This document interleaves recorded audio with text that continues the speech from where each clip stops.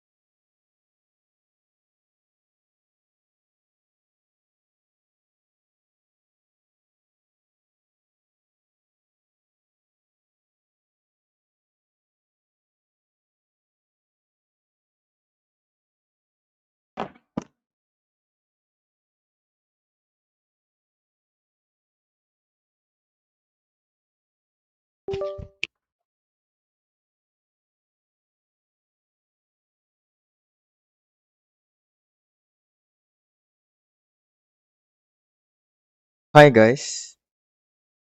You're welcome to God Academy. And in this 10 days tutorial series, we are going to learn the fundamentals of calculus and also go deeper. Before we start, I'm going to give you the outline for this course, and we are going to start with what we call neighborhoods. So you start with neighborhoods. So we have what we call neighborhoods, and under neighborhoods you'll be doing limits, you'll be doing isolated points, be doing absolute value problems and all that. Then after that, you'll be doing what you call functions, right?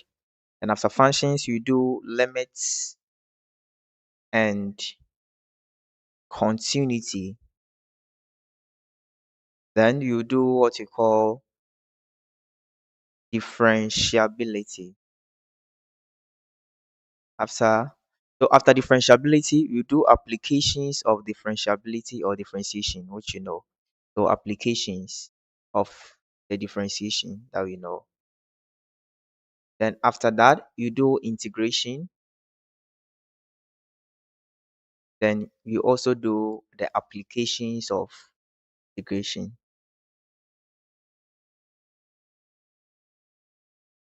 Then you come to what you call sequences,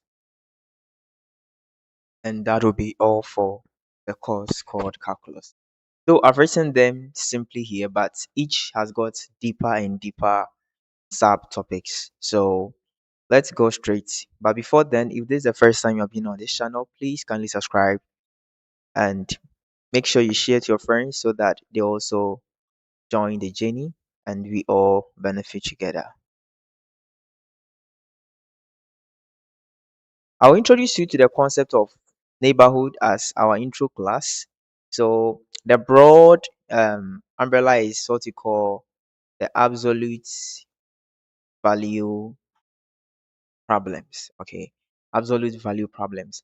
I believe that you've been doing this way back in high school, and the calculus of analysis or the first calculus is simply a throwback. Okay, it's simply a throwback. Now, let's talk about under neighborhood. I'm going to highlight some few subtopics here, then I'll be touching on them. So I'll be talking about what you call interval. Okay, an interval. Then I'll talk about the center and the radius. Center and radius. Then after we'll do neighborhoods. Under neighborhoods, we have what we call deleted neighborhoods. Then we do isolated points. You do limit points. Then you do what you call the Bolzano-Weierstrass. Pardon me with the name. Let me write it well. So we call it Bolzano-Weierstrass theorem. Then after you solve a number of absolute value problem. So if you plan on leaving the meeting soon, you're gonna miss a lot, right? So I'm just showing you what you're going to cover. So absolute value problems. Good. So let's get straight. Now, way back in high school, I believe that you draw a number line, then I'll indicate a point on the number line, right? And I'll have something like 1, 2, 3. When I do this, we normally have two types: a circle without shading, then you move it to this end, right? You can have similar ones here. I can have something like this, where I'll have same 1, 2, and 3. Then I'll do another one, let's say from 3 here. Sorry. Let's say you have the bar here. But here, this time it is shaded. Okay, shaded. We can also have similarly another number line. I'll have 1, I'll have mine 2, then I'll have mine 3. Oh, then I'll have 3 here. So this time I'll have two circles and I'll have circles here, then probably shade one and don't shade one. Then I join with a bar. Yes. So I'm just drawing your attention to something you've learned before, and this brings out to a concept called intervals. Okay. So intervals, that's what you're going to talk about.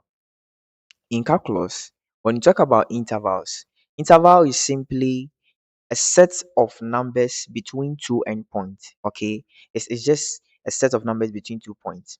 Looking at our very first example here, we have the arrow with an open end here pointing to this side, right? So it's talking about all numbers which are farther on the right of 1. Okay, this one is talking about all numbers which are on the left side of what 3, but it's shaded. Shading, as you remember, means included. The endpoint is included. Here 1 is not included in our interval. Here 3 is included in our interval. Now this one here, we have both ends closed. So this is what we call half open. This is what we call half closed. Okay, and this one here, we have put the half open and the hot half closed together. So here is a closed interval. Okay, it's a closed interval in that the initial and the final endpoints are all included. I'm sorry, are all, let's say, considered. So I have 1 here. Do is this side is open, this side is closed, but I'm just having my endpoints. Here is to infinity, this is towards infinity as well. Now, when you talk about interval, as I'm saying, interval is simply what? A set of numbers between two endpoints.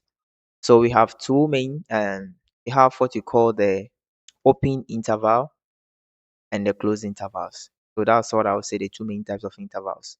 So open intervals, and we have what you call closed intervals. Let's check something. When you talk about open interval is just a set of numbers in which the end is not included. It's open, as in it doesn't have a particular endpoint. Okay, so let's check from this example. This one is a set of numbers from what 1, which are greater than what 1, meaning that we are going to have 1, 2, 3. There will be 4, 5 to infinity. So positive infinity, of course. This side here, you can see that it's moving from 3 to the negative side. So to move up to negative infinity. A closed interval is represented by a smooth bracket, whilst, sorry, an open interval is represented by a smooth bracket, while the closed one is represented by rectangular or angular brackets like this. So take note. I'm just breaking things down for you to see from the beginning. Please follow closely. Now, when you talk about open interval, simply as you know here, we are just polishing it up or upgrading it to the university level. So at this point, one is my what? My least point. For every interval, you have two main points. You have the lower end point and you have the, higher end point, right? So our least point here is one, okay? And one is not included. It's open. So you open your bracket, you write your one. Where is it going up to? It's going up towards positive infinity. The end wasn't defined. So you simply write your comma, infinity. And this is a perfect open interval. So you have 1 to positive infinity open on both ends. That is what interval is all about. Okay.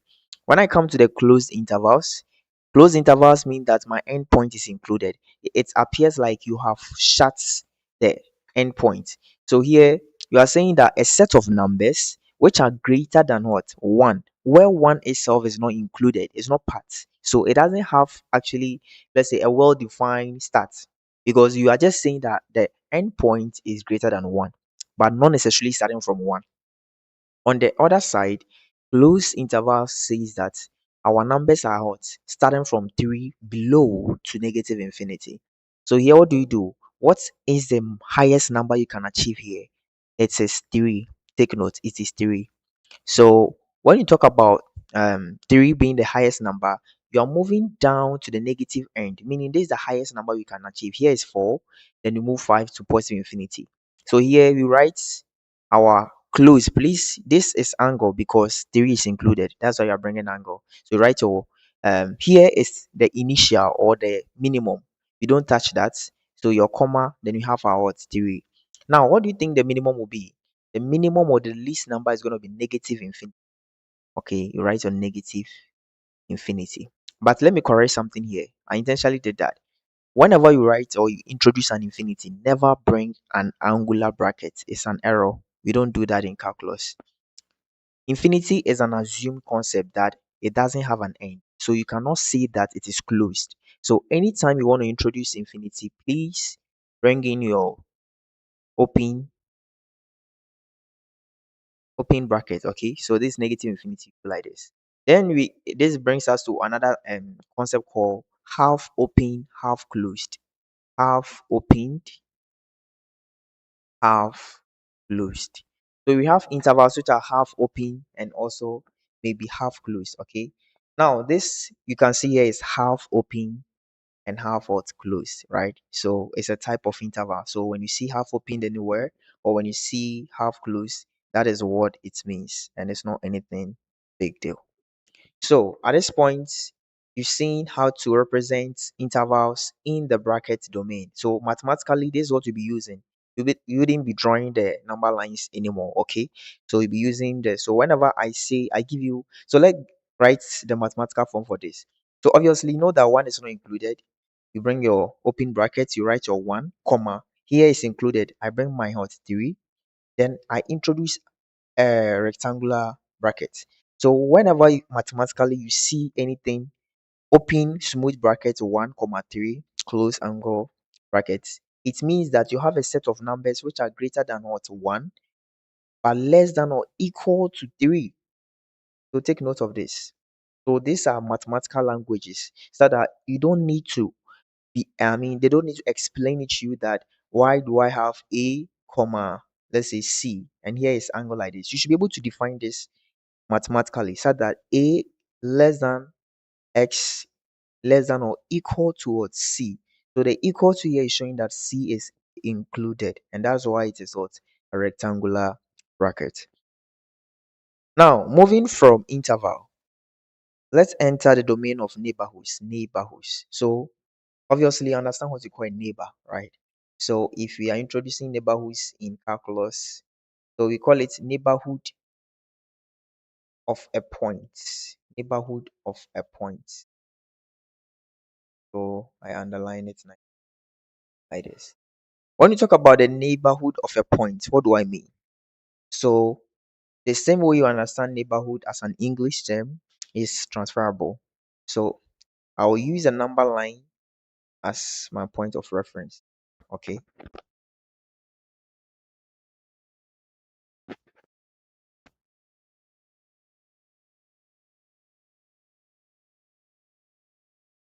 So on the number line, you can clearly see that I can introduce a point in the center, right in the middle, and label it C.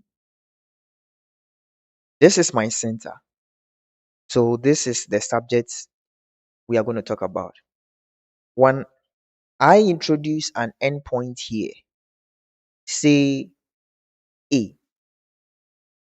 Obviously, we've agreed that this C is is on the center of our plane. And one endpoint A, now introduce another endpoint B. Since C is a center, then we can say that from C to A is what you call a radius, okay? The normal radius that you know. But here, we're going to represent it by delta, like delta symbol. Then remember that since C is in the middle, the distance from C to the right side is also what? The radius, right? So it's also the same radius. So see here, I'm trying to create a neighborhood around C. For you to create a neighborhood around C, you need what you call a radius or a distance. Assuming that we have community and there are several houses, right? Several houses. You can imagine that all the houses in Ayediase, okay, or all the houses in Ayediase, let's say, because when I, let's say, give a radius or some kind of distance, you realize that most of the houses are close together, right? But a house which is far away that exceeds certain radius will be said not to be part of the community. So when you talk about Ayediase community or you talk about Kote community, the distance between any house in Ayediase and that of Kote is far apart, right? So neighborhood of a point, or when you talk about neighborhood, you're dealing with what you call radius. I can widen my distance of my radius from Ayediase, right? Then I'll stretch it across Kote. I'll stretch across several communities, several different places. That's why we have the Kumasi as a city, right? So I'm just opening your eyes on the fact that whenever you talk about neighborhood, we have radius. Depending on the length of the radius, that will determine the area of neighborhood or that kind of how populous the neighborhood is going to be. It's the same thing in the numbers. So Ghana is a community. We are neighbors. Within Ghana, you can have neighboring, communities. As the world as a whole is actually a whole community with neighbors. But look at the distances apart, right? Good. That is all. Now, let's derive something mathematically here. Having my center C here, what do I see? We realize that from C to A is the same as from C to B. But remember, A is a smaller number than C because for C to be at the center and on a number line, I and you know that on the left side, going to the left side, we have negative numbers. If not negative, we have smaller numbers compared to what? The positive or the bigger numbers on the right. Obviously, A is less than what? Less than C, and C is also less than what? Therefore, if I want to find the length of this radius here, I'll say that my radius is equal to C minus A because C is bigger than A. So the distance from here to here is C minus A, obviously. Then the distance between C and B, since B is bigger than C, our radius at this end is going to give us what? B minus what? C. So please follow closely. At this point, our interest is to find the end point of our interval. For you to create an interval, neighborhood helps us to build on the interval. I started from interval, right? So the concept of neighborhood of a point is to create an interval about that point you are talking about.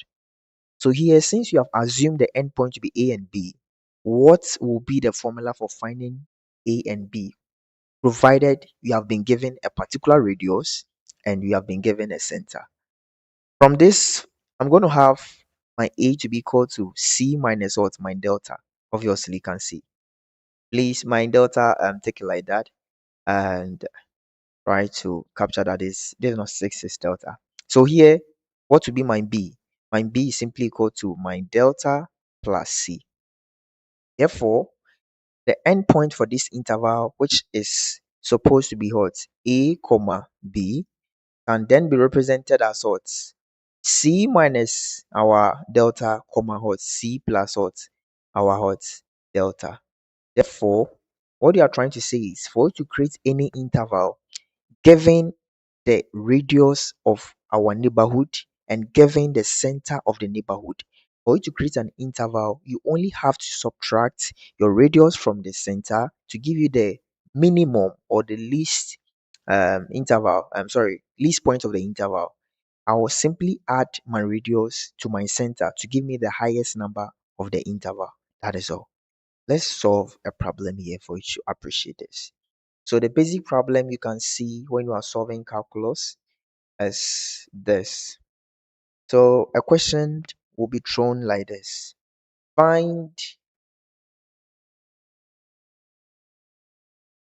two neighborhood of 0. That's the question. Find two neighborhood of 0. So to solve this problem, generally we have what we call delta neighborhood, delta. So you know the delta I'm using. So the neighborhood is characterized by delta neighborhood, okay? Therefore, what is it telling you? The number that comes for before your neighborhood is your what? Your radius, your radius. Therefore, the radius from this problem is all 2 and our center is all 0. That's all.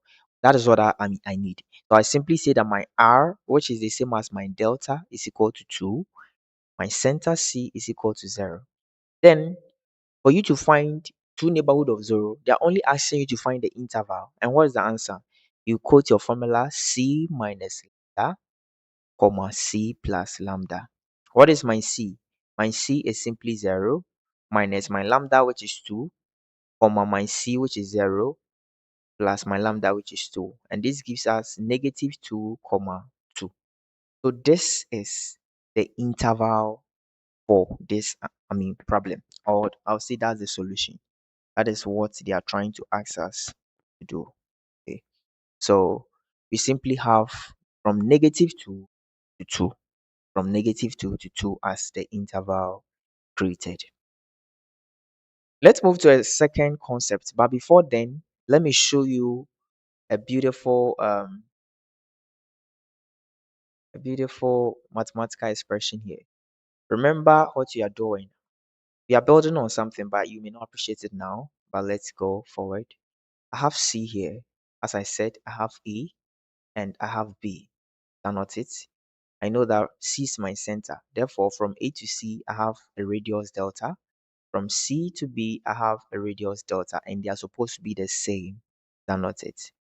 Now, assuming I want to find any random number, say x naught in this interval, x naught here that you see, let's see something.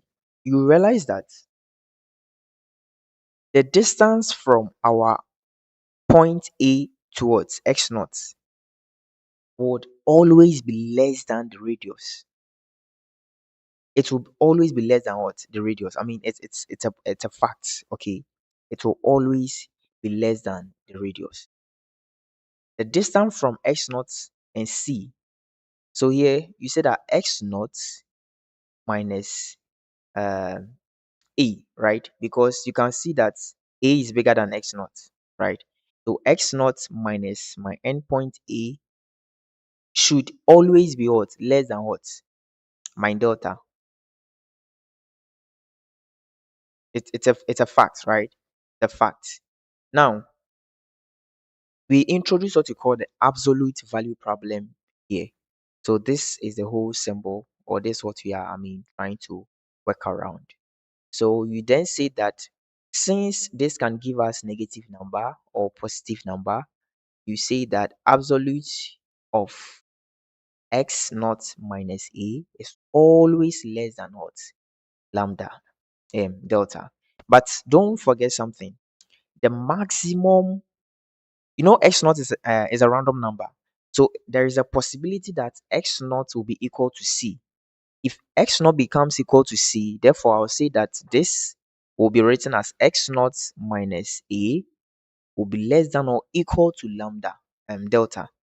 I don't know if you're appreciating this. I'm trying to say that if the randomly chosen number in the interval happens to be the center, then it means that our absolutes here may not be necessarily less than the lambda, but will be equal to the lambda. Because you know that from here to here is our lambda. Is that not it? Exactly. So just have this in mind. X naught minus A less than what? The delta. Is just how to find absolute value problems. I'll use that in explanation of what we call deleted neighborhood. So that's the next subtopic we are talking about. We say that deleted, we have deleted. If you are not familiar with this term, or this is the first time you are, hearing these terms, please manage. So deleted neighborhood of a point. What do I mean by deleted? Deleted. So you say that deleted delta neighborhood. As I said, neighborhood we use delta. Without radius, you don't have any neighborhood. Okay. So deleted delta neighborhood of a point. Deleted delta neighborhood of a point. Now, we are trying to say that if I want to create, when I introduce the absolute value problem, as I showed you, that absolute x minus a is less than not our radius. Assuming that the random number I'm choosing is my a, right? Is my a. What happens? I'm going to have a minus a is what? Less than what? It's less than our radius. Therefore, this gives us 0 less than our radius. To avoid this is where we are trying to say deleted delta neighborhood. We don't want to include our center, okay? We don't want to include our central point in the interval. Because of that, so I think actually most literature use the center. You can use either A or C. It's any of them works. So with this formula, I could equally say that x naught minus c is less than lambda. It's acceptable. Okay. So don't be confused if it happens that you see this anywhere in a book and they didn't use the endpoint, they use this. It's also perfectly right. Okay. But just that most books use the center. So here I'll say that I can use the center straight away for clarity's sake. I'll say that x minus my c absolute is less than what? My delta. So meaning that if I take any random number and I subtract my center from it, should always be less than our radius, except when the number I've chosen will be the center itself.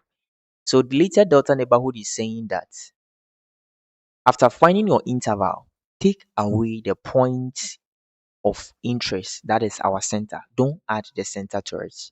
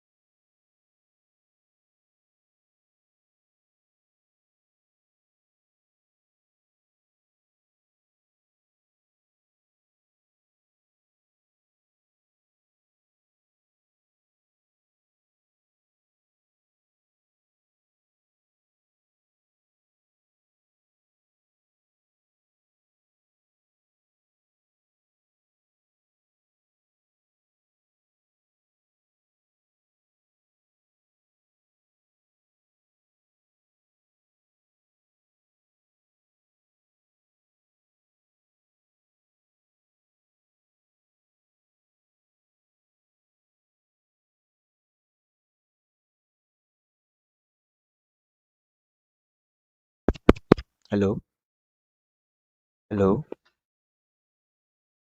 hello,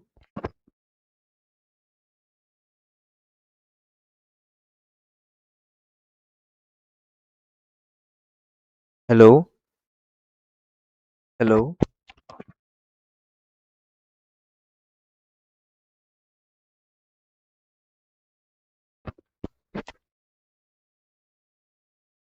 So I explained the deleted neighborhood that is the same as,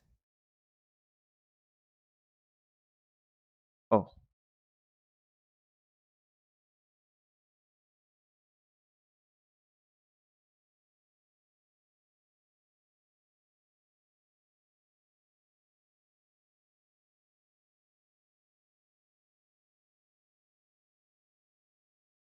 yeah. So we explained the two deleted neighborhood that is the same as the normal neighborhood. Okay.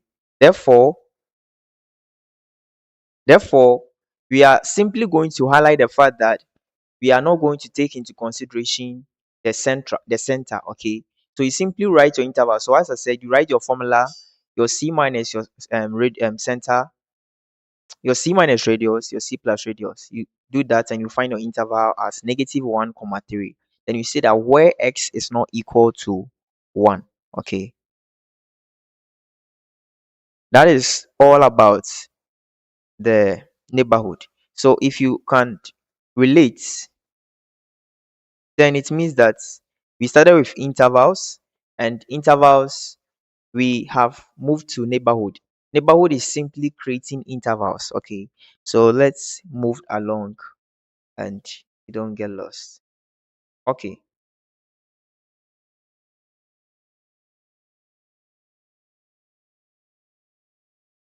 So come back to my point here and delete what I have. But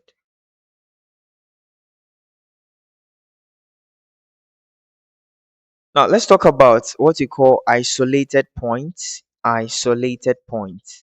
Isolated points.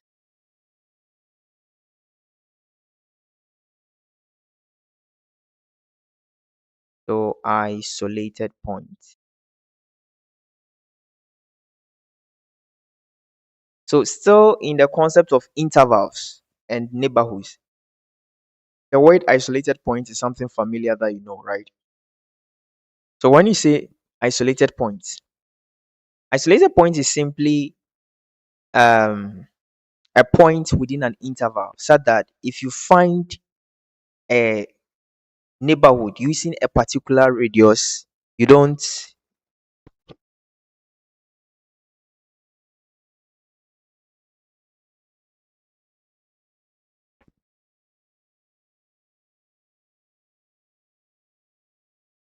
Okay, so I think you let me start from where I ended, where there was a problem. So that was the deleted neighborhood, right? Okay, so when you talk about deleted neighborhood, a follow up on the delta neighborhood. So deleted delta neighborhood of a point is saying that when you have an interval, which we've already learned an interval, and we've learned how to derive the interval using neighborhood. Now, there are instances where if you are supposed to select a random number from x, you see the first problem I gave was that find two neighborhood of what? Zero, right? That was general, where two is your radius and zero is what? Your um your center. We found that the interval is -2 towards 2. Is that not it? So here within -2 to 2, we have 0 within this interval. Is that not it? So it's like you capturing this side. Now, when you are entering deleted neighborhood, we are bringing in the concept that assuming that though we have created a neighborhood around our center C, but in an instance where you want to identify a random point within the neighborhood, that is where we create what we call the absolute value problem. So that gave this formula x naught minus a should be less than what? The radius. That within any interval, considering the radius, if you want to select any random number other than the c or even the c, Then the absolute, that is the x naught minus a, or you can say x naught minus c, absolute should always be less than what the radius, which you can see clearly that from here, well, any distance from here to here or from here to here should be less than what the radius. That is the general absolute value problem notation. And you are saying that assuming that the random number we are choosing here is on the same point, we are going to get zero. And zero means that there is no interval, which we want to avoid. So deleted delta neighborhood is simply saying that omit the center after creating the interval. That's all. Just omit the center after creating the interval. So here the question was find two deleted neighborhood of one. Find two deleted neighborhood of one, meaning that I'll have my radius to be 2 and my center to be what, 1. Once I find using the formula, I'll have from -1 to 3. Then you simply state that where your x is not equal to what, 1. Something like that, as simple. So you just highlight the fact that 1 is not included in your what, your interval. So you just say an interval where x is at that s is a member of all real numbers. You have -1 to 3 where x is not equal to what, 1. Just trying to define the variables. So that is the deleted neighborhood and neighborhood I was talking about. Now I moved to isolated points and I started explaining that whenever you have what you call an interval and you have the neighborhood, then we are trying to say that there is certain point within our neighborhood which have isolated themselves from the others. Assuming that you have a community as I used for the first, you have one house here, then you have a cluster of houses here, right? You have another house here. I have another house here. We can say that this house is isolated from the interval. Is that not it? Yeah, that's the concept of isolated point. How do you then determine that a point given is an isolated point from an interval? That is what you are going to talk about. So to find or to prove that a point is an isolated point, we simply choose a radius delta, which is very small. Okay, a radius which is very small, so that this radius here, after creating an interval around that point C, if we don't find the rest of the members of the interval, then it means that that point is isolated. I don't know if you are getting it. So it's so simple. You are saying that this house is isolated. How do you know that it's isolated? You take this house as our center or as a point we know. Then if you say that this house here, okay, if this house here is indeed isolated, I'm going to create a neighborhood. So creating a neighborhood is simply finding what? Delta neighborhood around the center. So creating this neighborhood, if I don't find any house here within this interval and within this new neighborhood, it means that my house is isolated. So it means that the point that you have been asked to find whether it's isolated point is indeed isolated. And the trick here is that you choose very small delta, very small delta is very important. Choose a very small delta, otherwise there will be a bias. Imagine if I have chosen a delta which is going to cover somewhere here, you'll be saying that this house is also part, and it will what, make it a false statement because this is indeed isolated. So for you to test for isolated points, we always choose delta to be very small, and if you create that small interval, you're supposed to see at least one member of the interval within, then we say that that point is not or is isolated. Let's look at a simple scenario here. Okay, on my number line, I'll say that on my number line, I'll say I have a point which is -2, -1, 0. And I'll have here to be what, 3. Obviously, 3 is far separated, like from what I'm showing you, it's just an illustration. Therefore, I'll create my interval around 3. Within this interval, if I don't find any of the members here, it means that 3 is isolated. Let's solve this problem here, right? So it's saying that prove that 0 is an isolated point in the interval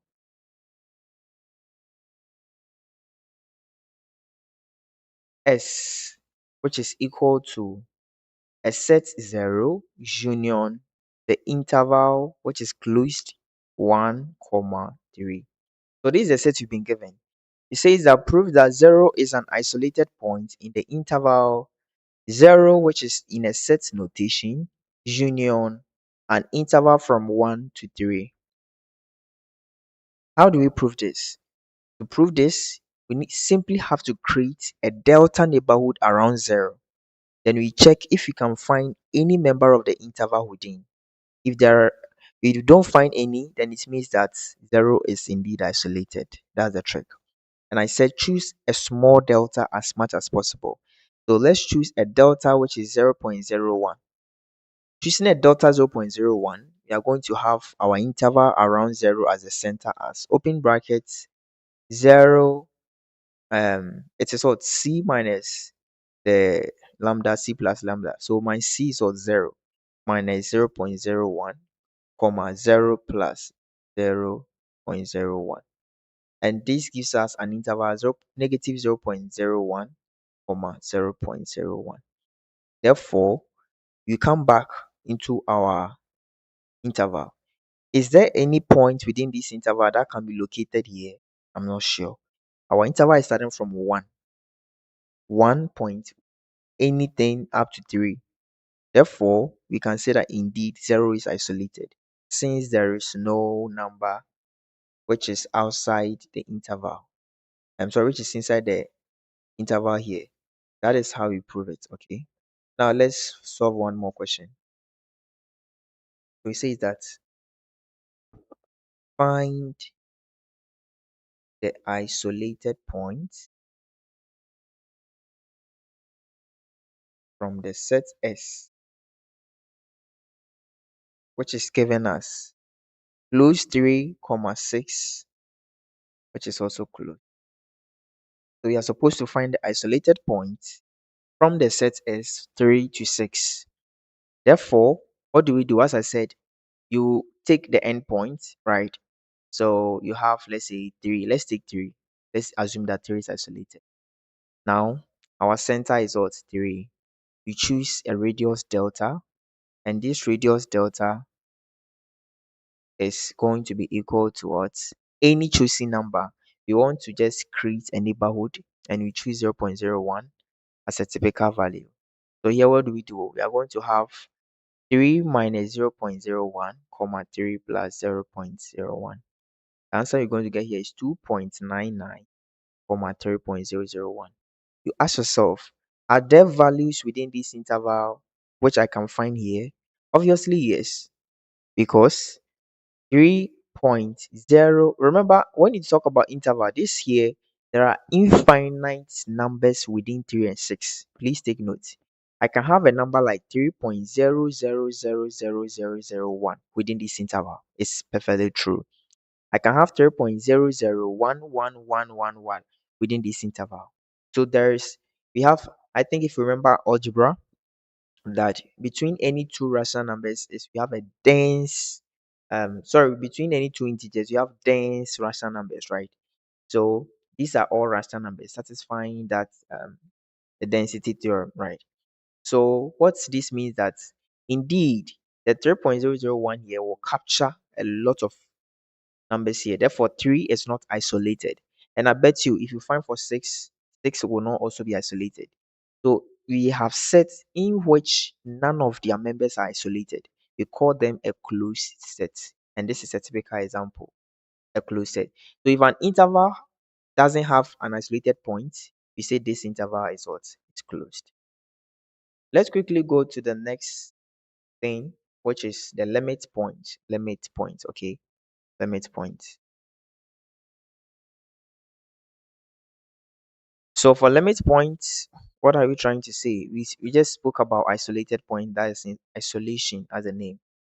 Now don't be tricked. The word limit doesn't mean it's a limit, as in the limit as you are thinking, how far it can go. If a set is not isolated, then it means it is a limiting point. Or let's see, a limit point. A limit point is defined as any point within the interval, such that if I find a delta neighborhood around that point, I can find at least one member within that particular new interval I've created.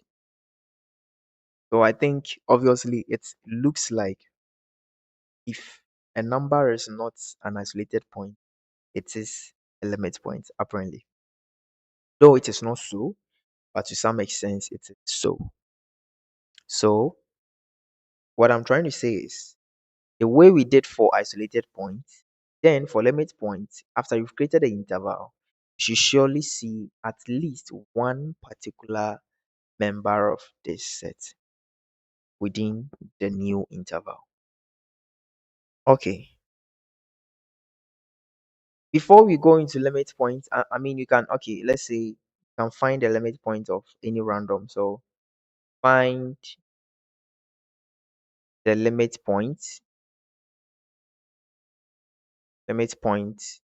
of the interval. Since it's the same as isolated in a way, that's why I don't want us to stress so much. So of the interval 0, comma 2 open. So here you take 0. Is 0 a limit point? How do you know? You choose your own delta. Let's say delta is 0.01 to create your interval. With my center as 0, what is my interval? I'm going to have 0 minus it, so negative 0.01, comma positive 0.01. Is this interval here likely to contain a member from this interval? We have created a new neighborhood around 0 using a very small delta or small radius. You ask yourself that the new interval we have created, do you think that we can find any member within this mother set or mother interval here? Yes, because from 0 I can have 0 point. As I said, interval is having infinitely many rational numbers here, so I can have 0.0000000, 0.000111101, like any sort of number which is close to 0. So limit point is something trying to say that if we find the interval and we are seeing close related members of our interval, that it means that our number that we selected here is a limit point. So obviously you can see that since a set since a set uh has all if a set has all its members as what limit point, then it means the set is what closed. I don't know if you get it, because in the isolated point, if you say that all the members are not isolated point, it's closed. Therefore, if all the set has got its members to be limit point, then it means that the set is closed. There are certain few rules about limit points. So rule number 1 says that no finite set has a limit point. No finite set has a limit point. At this point, let me explain the difference between a set and an interval. You remember the use of curly bracket, right? When I draw a curly bracket and I say 1, 2, 3, 4, 5, and I open or use a close, I write 1, comma 5. You can clearly see the difference at this point. Since we started off explaining the use of the brackets, and at this point, I believe that you should know that this is the same as 1 less than x less than what? 5. Is that not it? A set of numbers from 1 to 5. But the kind of numbers you have here is not the same as the numbers you have here. Here is discrete, a discrete numbers. So that from 1, you have 2. I cannot locate 1.001 here. No, here they are fixed. Okay, so 1, 2, 3, 4, 5 is fixed. There is no continuous values anywhere. Unlike here that I can have 1.0000 because it's within the interval. Please take note. The rule is saying that no finite set has a limit point. No finite set. A finite set, as you know, is a number that ends. Okay, it has an end. So a finite set here, let's say now a typical finite set is from 1 to 5 as I've written. 1, 2, 3, 4, 5. Separated by what? Commas. So if I have my example as the set 1, 2, 3, 4, 5 as the sets which I'm going to take into.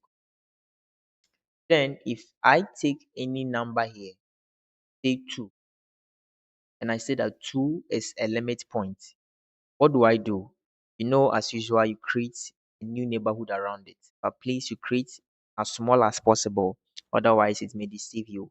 You want to be very sure that the lightest or the smallest neighborhood will have other members within that neighborhood. That shows that indeed they are within the interval.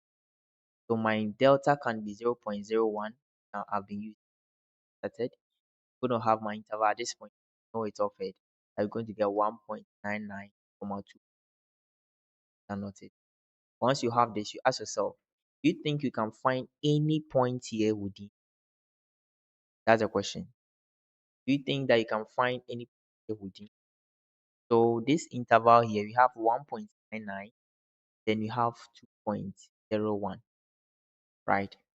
So since we are taking the interval around, please we use the delete. I think I didn't mention.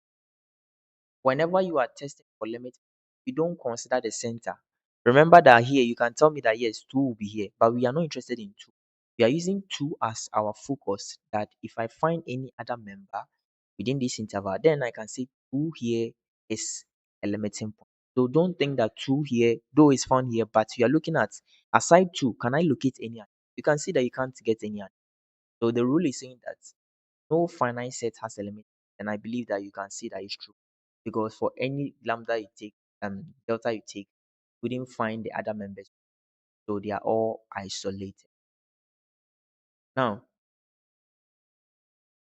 let's see the second rule. Second rule: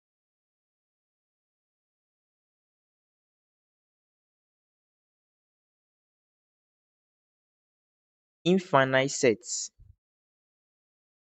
may or may not have a limit point. An infinite set may or may not have a limit point. Okay, so this means that we are going to have, when you say an infinite set, you have, let's say, 1 out of 3, 1 out of 4, okay, like that. This means that our set doesn't end. But the problem is, if finite set wouldn't have a limit point, why would an infinite set have a? Let's see something. You can clearly see that these numbers are increasing. I'll reach a point where I'll have 1 out of what? 200.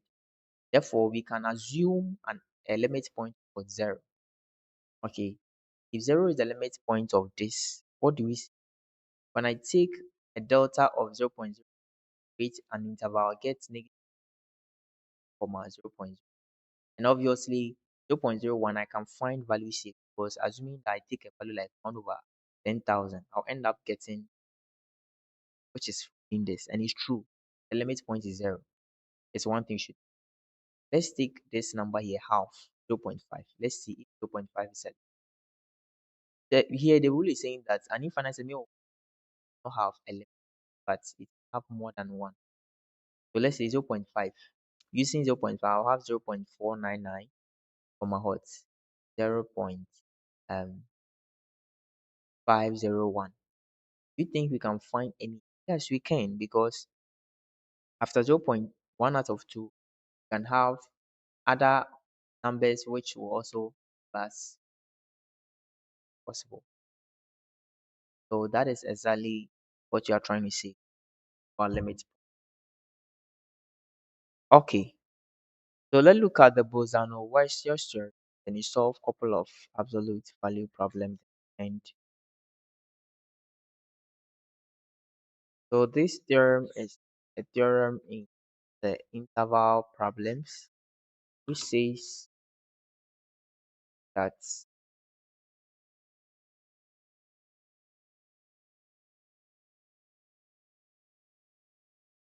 So Bolzano-Weierstrass theorem.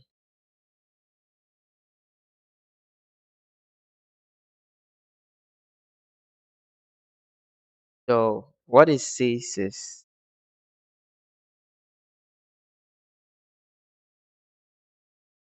every bounded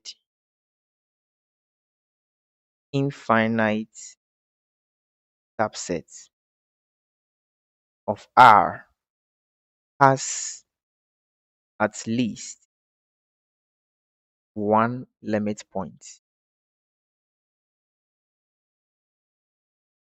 So it says that every bounded infinite subset of R has at least one limit point. Okay. So when I take or I break it down, R here is a set of real numbers. So every bounded infinite subset.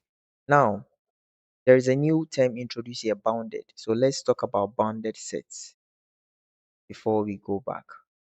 A bounded set is a set which has got a certain number beyond which that set cannot go. Haha. Let's check. If I have a set of, let's say, um, 1, 2, 3, 4, 5, I can say that this set is bounded. Okay. Why is it bounded? It is bounded because I can say that a number like 0 is a lower bound. The set here does not go beyond 0 on the left side. I can choose a number like 20 on the upper. This set here, I can say that 20 is an upper bound of what? Of this set, because this set doesn't go beyond. But there are some key points we see here. We have what you call the greatest lower bound, then we have what you call the least upper bound, and that is mostly our interest. The greatest lower bound means that among all the lower boundaries, here as I said, 0 is a lower boundary. Okay, I can have -1 as a lower boundary, I can have -2 as a lower boundary. Okay. But what is the greatest among all? That is our point of view. So 0 will be the greatest lower bound here. When I go to the right side, what will be the least amount? Because here I can have 6 as an upper bound, 7 up to any infinity, but the least upper bound is what? 6. Therefore we can talk about the bounded sets from here as what? From 0 to what? 6. So this set lies between 0 and what? And 6. You should understand. So bounded set is simply talking about the fact that a set can be bounded. The only difference is when you have infinity. Okay, when you have infinity, it's a little bit tricky. Okay, you can bound infinity on the left side, but you cannot bound infinity on the right side. When in this context, let's see something. If I give you a number like 1, 1 out of 4, 1 out of 5, 1 out of 6, to infinity, you realize that here I can say that the lowest bound is what? um let's say is 0, right? This set will never exceed 0, right? And we also have we cannot use infinity. Infinity is what we don't use in what? In bounded sets. But let me give you the theorem and you understand it so well. So mostly there is this particular problem that we use to solve for the Bolzano. So it will always say that prove that the set A, which is equal to 1, 1 out of 2, 1 out of 3, 1 out of 4, infinity, satisfies the theorem, right? So for you to see if this set satisfies the theorem, go back to the theorem, look out for the conditions of the theorem, then you analyze if it will satisfy. For the conditions of the theorem, what do you see? It should be bounded. And we have boundaries. Here is 1, is that not it? The 1 is closed, so you know definitely that this is closed. So I can have 2 to be an upper bound, 4 to be an upper bound. Any number greater than 1 is an upper bound. But we are interested in the greatest, in the least upper bound. And the least upper bound here is what? It's simply 1 that you see. 1 is the least upper bound. So there is no way this set will go beyond 1. So the least upper bound is 1. And what is the lowest bound? This set is decreasing. It will never approach 0. So meaning that 0 will be the greatest lowest bound. Greatest lowest bound. We use the least upper and the greatest lower. So 0. Okay, so meaning this set is bounded between 0 and what? And 1. This is ticked. Is it infinite? Yes, it is finite. Ticked. Therefore, let's see if the theorem is saying the right thing. The theorem is saying that at least you have what? One limit point. One limit point. At least you have one limit. So here, what do you do? Choose any random number within it. You can choose 0. So if I choose 0 as my limit point, using 0.01 as my radius, I'll have negative 0.01, comma, positive 0. Therefore, I can find some numbers here. Obviously, you know that you can find some numbers. So 0 indeed point. What about 1? Do you think 1 will be a limit? If I'm to use the same radius, I'll have 0.99, comma, 1.0. You think you can have 0.9? Because here is it starts from 1, it moves to 0.5. So can you imagine if you think you can have, remember 0.5, this one is starting from 0.9.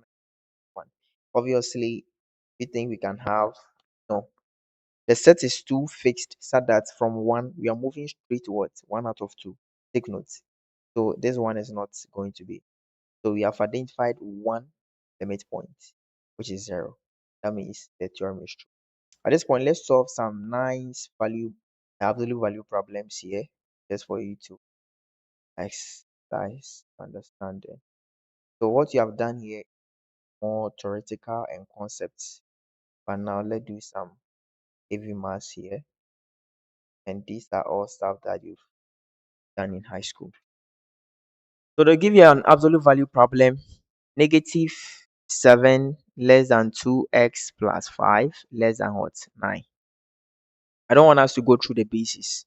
That's going to be a lot of time, right? But let me use one basic question before I come to this. When I take a basic question, remember that from neighborhoods, we ended up that absolute of x minus what? C, right? Is always less than what?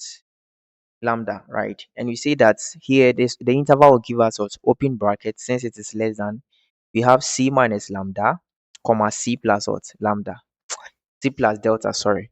Therefore, if I give you an absolute value problem and I say that find the absolute x minus 6 less than 1, what will be the answer? You come here. C is what? Your center, which is the negative 6, okay? So you have negative 6 minus my 1, comma, negative 6 plus my 1. And that gives me what? Negative 7, comma, what? Negative 5. Obviously, right? So that is how we solve the absolute problem that you've been seeing. We use the concept of neighborhoods and limits. So it's not anything so difficult, right? Not that some are not too clear. So here you know that mathematically, what does this mean? You choose x minus 6 is less than 1 and you solve. What are you getting? X is less than what? 7, right? Then you choose the negative value of it. Did I do something right here? Oh, sorry. I did a mistake here. Sorry. Remember that the negative here, so c is 6. I was using a wrong c. So c is 6, so I have my first value to be what? 6 minus my 1, comma what? My 6, which is my c, right? Plus what? My 1, which is my, so I have 5, comma what? 7. As simple as that. Now let's solve it mathematically. You know that mathematically, for every absolute problem, what do? When I remove the absolute, I'll have plus and minus. So for the positive side, I have x minus 6 is less than 1. What do I get? X is less than 7. You put it down. For negative side, I have negative of the expression x minus 6 is less than what? 1. When I divide through by negative, I have x minus 6 is greater than 1. Then x will be greater than what? What do we say? This will go there and it's going to add. Am I doing what? Sorry. Oh no. Remember, for the negative side, we are saying that an absolute always produce both positive and negative. So you have the negative rather. So I'll simply have the um x minus 6, right? That will give us the negative side, let's say it's less than going to be less than the negative value 1, right?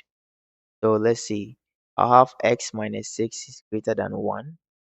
Then, no, I still made a mistake here. Comment.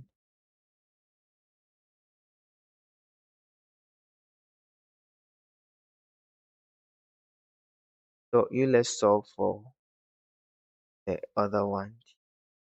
I'll address it as we solve the problems here.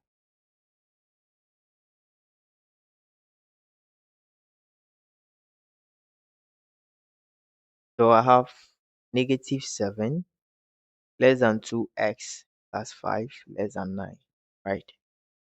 So what do we do? To solve this problem, you definitely know that here, what am I getting? I get to solve this problem, you simply send your 5 there. You have negative 7 minus 5 is less than 2x less than 9 minus 5. This gives me negative 12 less than 2x less than 9 minus 5 is what? 4, right? So this will give us x greater than negative 6 less than what? 2. Once you get this, you write an interval. The interval will start from what? Negative 6 is open, comma 2, and this becomes your answer. So take note of this. Let's solve another problem. You have 4 less than negative 2x plus 5. Oh, sorry.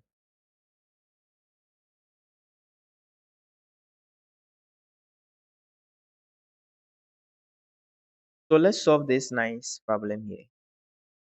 It's a brain teaser.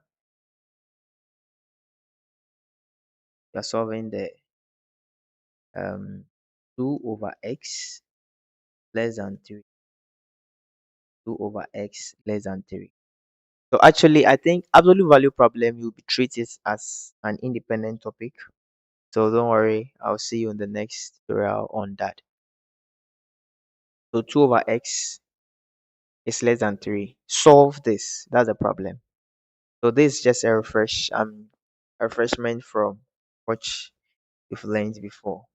So if you have a problem which says that 2 over x is less than 3, how do we solve this problem? How do we solve this problem? It's very simple, right? But it's not simple. It's very tricky. Yeah, we are looking out for intervals. That's one thing you should know.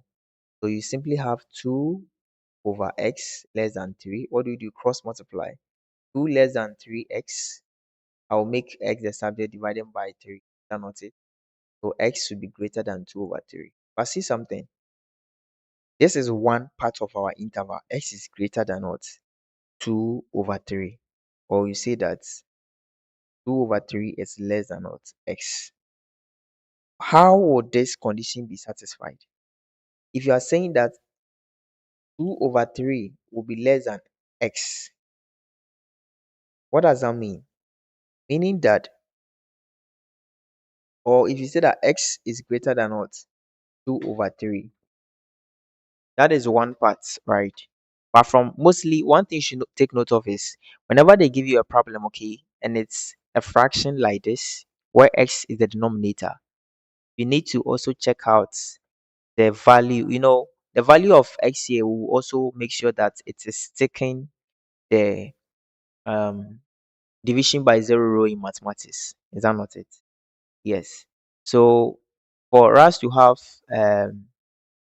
x to be 2 over 3 here is less than x, right? It is smaller than x. And we are saying that, so here, for x to be greater than 2 over 3, what does that mean? We should have x to be greater than 0. Like x should be greater than 0. So if x is greater than 0, we are going to have, but when you say that x is greater than, so now let's see something. X is greater than 2 over 3, okay? Then x is greater than 0, x is less than 0. These two conditions, let's come back to our equation and see. If I put x is greater than 0, would it satisfy my initial problem? But 2 over x is less than 3. That's what the problem gave us, that we should find the interval out of this. To find the interval, remember that if x here is greater than, it cannot be 0. That's one thing you should know. It can't be 0. So since we want to omit the 0 clarification. The first interval is saying that x is greater than 2 over 3. We need another part, and that will be sorted out by the 0 part. So meaning that if x here is greater than 0, we can have something like 2, we can have something like 4, we can have something like 5, like 6, like 7. And do you think that as 0, as the value here is increasing, are you going to get a set of value less than 3? That's the question you ask yourself. And now, as the value decreasing, if x attains a value of, let's say, 0.001, I'll end up getting a value which is far greater. Therefore, we can say that x should be greater than what? 0. X should be greater than what? 0. So now, our interval wouldn't be a closed interval, it would be open. Have you seen this type of interval where you have 1, 2, 3, 4, then 5, where you have something like this, then separated something like that. So we have x to be greater than 0 on one side, and you have x to be greater than, okay, but wait, for x to be greater than 0 and s is greater than 2 over 3, I think they will overlap somewhere, right? S is greater than 2 over 3. So yes, um, let's see this.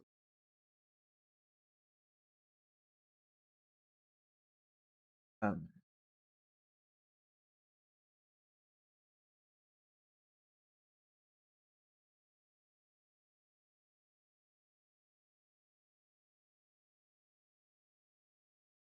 Solve x over x plus 5 is equal to 1 over,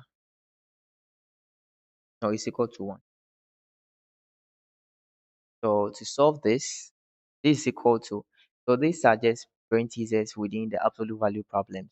As I said, I'll meet you through the absolute value problems and we solve a couple of questions before our next class, so you don't have to miss it, right? Yes, I believe these stuffs are just confusing you up. So it's just for you to stay with us and solve problems the next time. So at this point, I'll have x to be equal to x plus 5. I believe you've been encountering this whenever you are solving problems.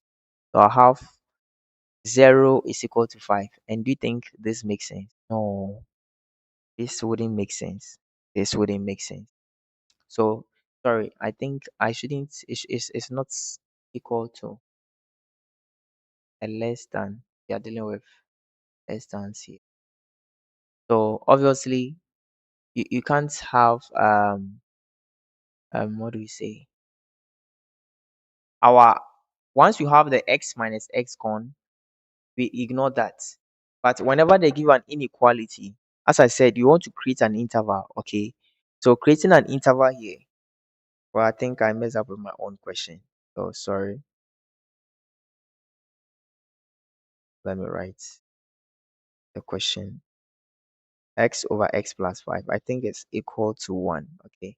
Okay, that's what the problem says. So to solve this, as I said, you have x is equal to x plus 5. Then you have 0 is equal to 5, which doesn't hold in mathematics. 0 is never equal to 5. Therefore, we ignore that. Then you come to this. Remember that this fraction that we have here is only valid and can even be equal to 1, provided that x plus 5 will be greater than what? 0. That's what you should know. So therefore, x should be what? Greater than negative 5. That's all.